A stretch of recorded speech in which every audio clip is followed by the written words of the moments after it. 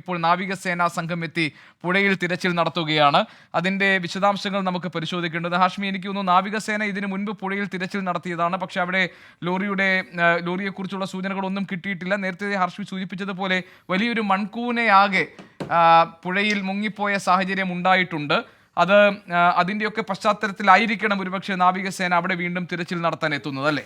ഉറപ്പായും ഇത് വളരെ തറവായി നേവിയുടെ എക്സ്പെർട്ട് ഡൈവർമാർ അവിടെ ഇറങ്ങി പരിശോധിച്ചതാണ്. വളരെ ആഴത്തിൽ പരിശോധിച്ചതാണ്. നമ്മുടെ രഞ്ജിത്ത് ഇസ്രയേൽ പറയുന്നുണ്ടായിരുന്നു, വളരെ ആഴത്തിൽ വളരെ പരിചയസമ്പന്ന ഡൈവർമാർ ഇറങ്ങി പരിശോധിച്ചാണ്. അതിന് ശേഷമാണ് ഈ വണ്ടി പുഴയിൽ ഒഴുകിപ്പോയിട്ടില്ല എന്നുള്ള നമുക്ക് വളരെ പ്രതീക്ഷ നൽകുന്ന ആശ്വാസ നിർഭരമായ ആ വാർത്തയ്ക്ക് ഒരു സ്ഥിരീകരണം ഉണ്ടായത്. വീണ്ടും നാവികസേന എത്തുന്നതിൻ്റെ ആക്ച്വൽ അവരുടെ മിഷൻ എന്താണെന്ന് ഇപ്പോഴും വ്യക്തമല്ല. അത് അവിടെ നിന്ന് നിൽക്കുന്ന നമുക്ക് അരുൺ പൂപ്പറമ്പിയോടൊക്കെയാണ് ചോദിക്കണം, എന്താണ് നാവികസേനയുടെ ഇപ്പോഴത്തെ മിഷൻ എന്നുള്ള കാര്യം. എന്തായാലും നമ്മൾ പ്രതീക്ഷിച്ചിരുന്നപ്പോൾ നാവികസേനയല്ല നമ്മൾ പ്രതീക്ഷിക്കുന്നത് കരസേനയെ തന്നെയാണ്. സേനയുടെ 40-45 അംഗ സംഘം ബൽഗാമിൽ നിന്ന് 2:15 അങ്ങോട്ടേക്ക് എത്താൻ പോകുന്നു എന്നുള്ളതാണ് അറിയാൻ കഴിയുന്നത്. ഇനി ഈ മണ്ണ് മാറ്റി, അല്ലെങ്കിൽ ഈ പറയുന്ന ഗംഗാവലി പുഴയുടെ 25 അടി ആഴമുള്ള ഗംഗാവലി പുഴയുടെ ഒരു ഭാഗത്ത് ഈ മണ്ണിടിച്ചിലിൻ്റെ ലാൻഡ് സ്ലൈഡിൻ്റെ മണ്ണ് വന്നിടിഞ്ഞ് അത് നികന്ന ഒരു കുന്നുപോലെ നിൽക്കുന്ന കാഴ്ചയൊക്കെ നമ്മൾ കാണുന്നു. അപ്പോൾ അവിടെ ഒരുപക്ഷെ കൂടുതൽ പരിശോധനയ്ക്ക് ഒക്കെ ആയിട്ടാണ് വീണ്ടും ഡൈവർമാർ അടങ്ങുന്ന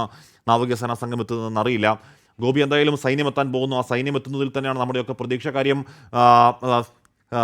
ഏതെങ്കിലും തരത്തിൽ ആ വണ്ടി വളരെ പെട്ടെന്ന് കണ്ടെടുക്കുകയും വളരെ പെട്ടെന്ന് അർജുനെ കണ്ടെടുക്കുകയും ചെയ്ത എയർ ലിഫ്റ്റിംഗ് അടക്കമുള്ള എല്ലാവിധ സംവിധാനങ്ങളുമായി സൈന്യം എത്തുന്നു എന്നുള്ളത് നമുക്ക് മനസ്സിലാക്കാൻ കഴിയുന്നത്. അങ്ങനെയാണ് സൈന്യത്തിൻ്റെ സംവിധാനം എല്ലാം കൂടി ചേർന്ന ഒരു സംയോജിത ഓപ്പറേഷനാണല്ലോ സൈന്യം എല്ലാ കാലവും നടത്തുക.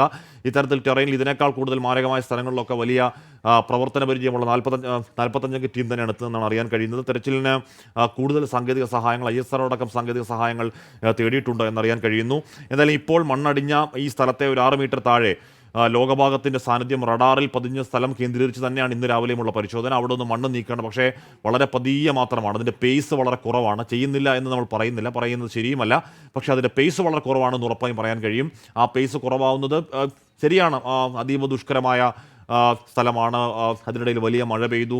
ഏത് സമയം വീണ്ടും മണ്ണിടിച്ചിലുണ്ടാവാനുള്ള സാധ്യതയുണ്ട്. ഇതൊക്കെ പറയുമ്പോൾ പോലും ഹസാർഡ് മാനേജ്മെൻറ്റിൽ അങ്ങനെ എല്ലാം ശരിയായി മഴ മാറി വെയിലായതിനു ശേഷമാകാം പൂർണ്ണസമയ രക്ഷാപ്രവർത്തനം എന്നാലോചിക്കാൻ കഴിയില്ലല്ലോ ഗോപി. അപ്പോൾ അതുകൊണ്ടൊക്കെ തന്നെയാണ് നമ്മുടെ സൈന്യത്തിൻ്റെ പ്രതീക്ഷ. ഇപ്പോൾ ഈ 6 മീറ്റർ താഴെയാണ് ലോകഭാഗത്തിൻ്റെ സാന്നിധ്യം. ഈ ഗ്രൗണ്ട് പെനട്രേറ്റിംഗ് റഡാറിൽ നമ്മൾ കണ്ടത് ഏതാണ്ട് അപ്പോഴും സ്ഥിരീകരിക്കാൻ കഴിയുന്നില്ല. എന്തായാലും രക്ഷാപ്രവർത്തനത്തിൽ കൂടുതൽ സംവിധാനങ്ങൾ വരുന്നു. 2-3 ലോറികൾ മാത്രമായിരുന്നു ശനിയാഴ്ച ഉണ്ടായിരുന്നെങ്കിൽ കൂടുതൽ സംവിധാനങ്ങൾ വരുന്നു എന്നുള്ളത് ഈ മണിക്കൂർ ആശ്വാസം. പക്ഷേ 6-ാം നാൾ 12 മണി.